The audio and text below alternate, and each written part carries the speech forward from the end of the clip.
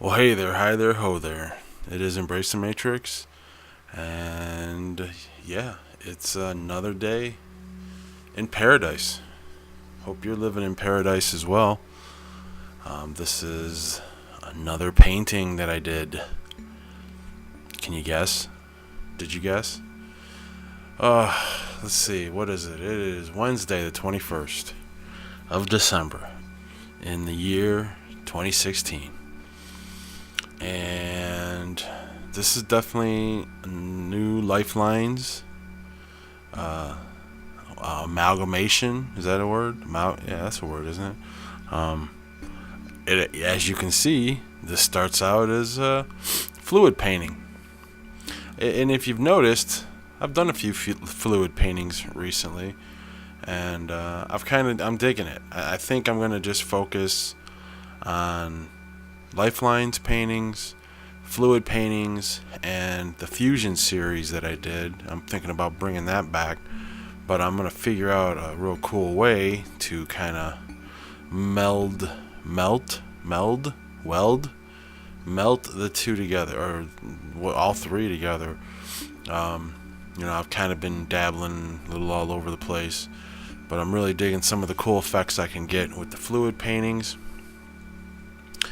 And this one was, basically what I'm doing here. It's not so much making a fluid painting as I am creating a background. Not that you're actually going to be able to see the background, in the end. But, what is this like? They call it toning the ground, in a sense. So that's what we're doing. Basically, we're just throwing a bunch of paint on this.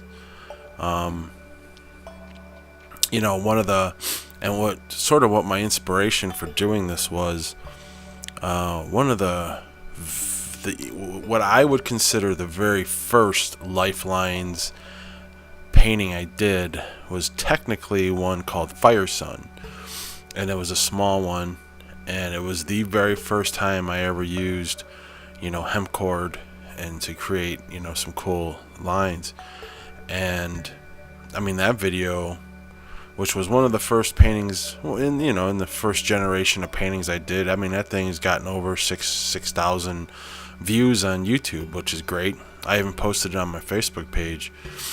But and I did a Fire Sun too that I'm not really as pleased as how that turned out. But doing this one I thought would be cool because I wanted to do a really cool fluid background, as you see happening right before your very eyes. And then I wanted to throw some lines on it, and kind of do like a Fire Sun reborn. I'm throwing some alcohol on this one. This is a fairly old painting, old in the sense that I did it, I think, in the end of October. I'm just kind of behind with things.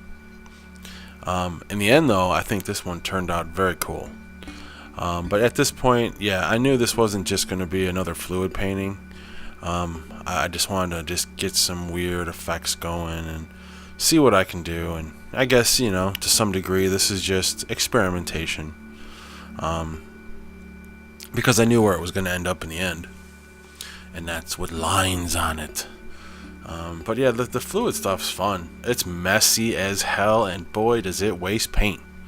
Let me tell you. Man, if you're gonna... Unfortunately, I knew this well enough, but if you're gonna mess around with fluid painting, use some cheap paints.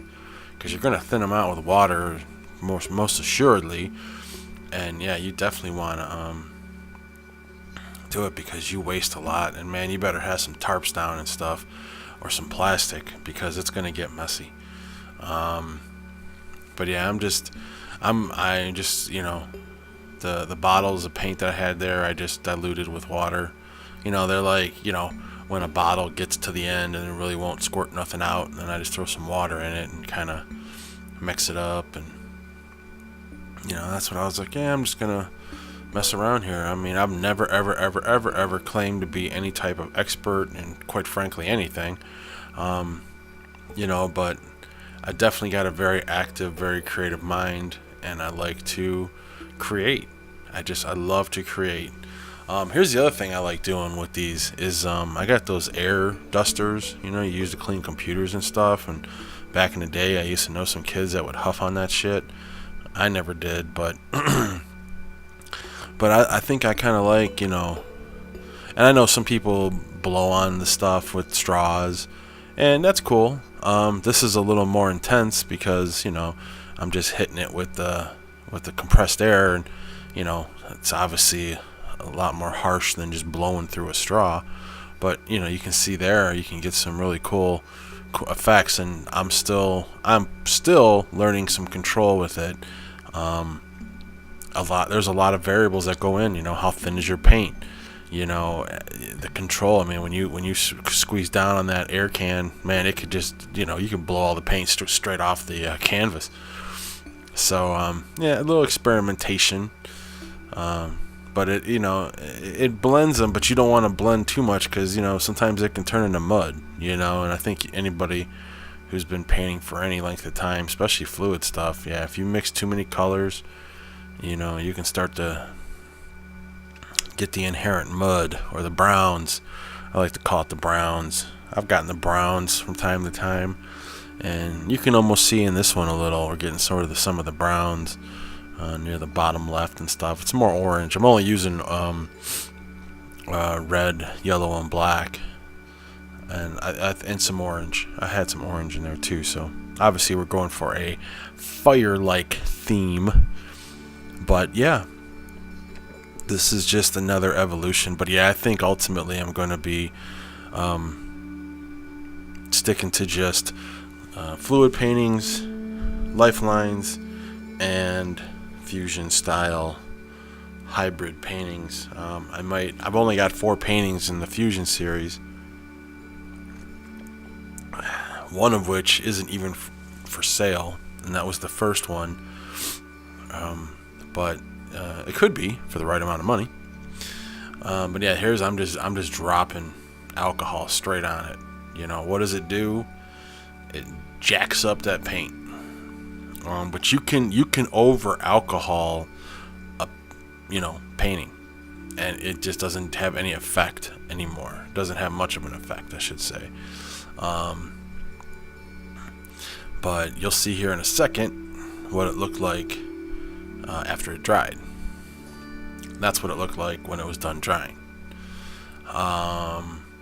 Pretty cool. I mean, not that great in and of itself, but I think makes for a cool background for what I'm about to do, which is drop some lines on this sucker, or whatever. I try not to swear too much in these videos because I don't know if kids are listening and things, but I want to be dropping F-bombs all the time.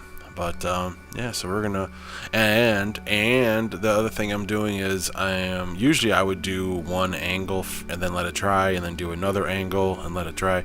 Not this time, not today. We're going straight. We're gonna do the left side here, and then we're gonna turn it around and do the right side right after one another.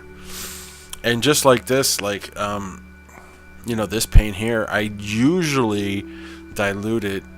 I wouldn't call it diluting, but I usually mix it with golden airbrush medium, which is, in my opinion, the best thing to do to thin out your paints, because it doesn't affect the pigment. It certainly doesn't degrade the coloring. The colors stay bright. Your pigments stay intact, versus water, which is what I'm diluting it here with, because I ran out of airbrush medium. And so you can use water too. I mean, water works. You just gotta, you gotta be a little more delicate as far as mixing. Because even doing these lifelines like this, I can tell you in this batch, I got it a little too thin.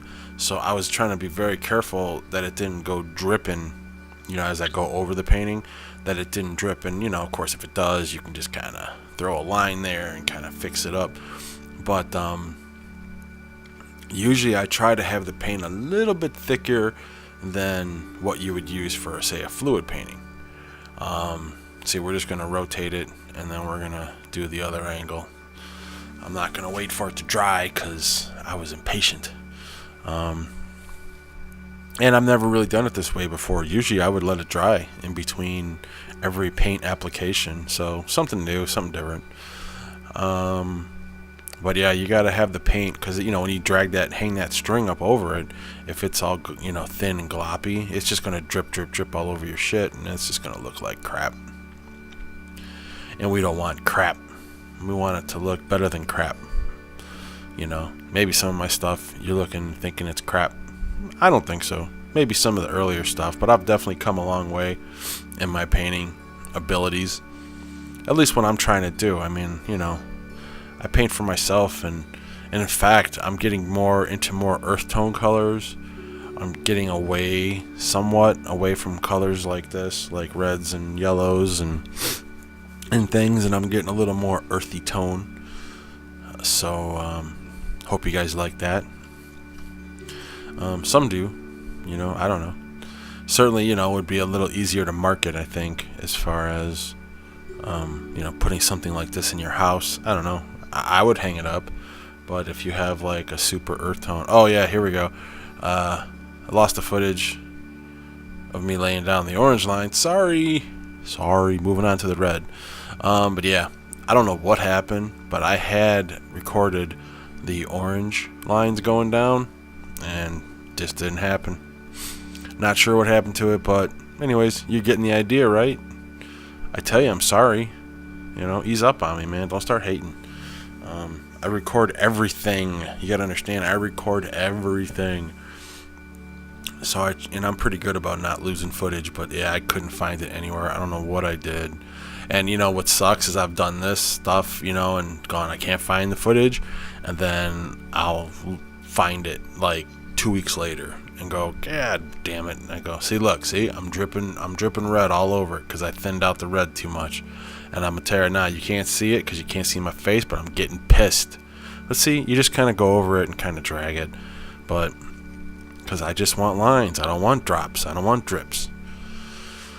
So yeah, I thought this was a cool, like, hybrid kind of take on it, like, with the fluid and the lines and things. So I mean, I hope you guys like it. I'm still getting a lot of positive comments on my stuff. I'm really appreciating that. I mean, that's one of the biggest things I want is some feedback.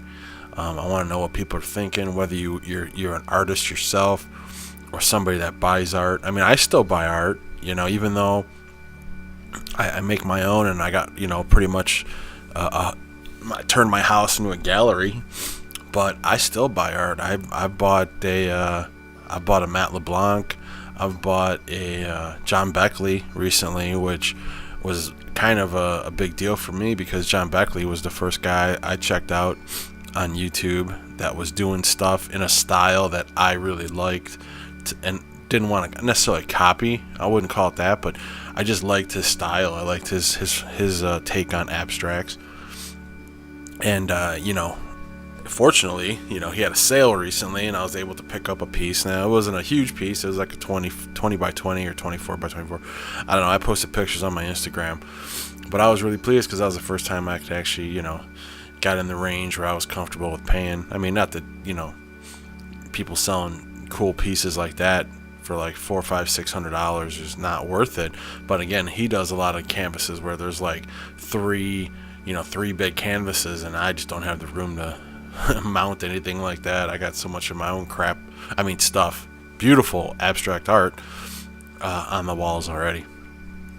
So yeah, so this one, pretty quick video. I mean, really, we're only 14, 15 minutes. Hope you guys like the new intro too. I got some new intros because I got a new logo. So, but here's some stills.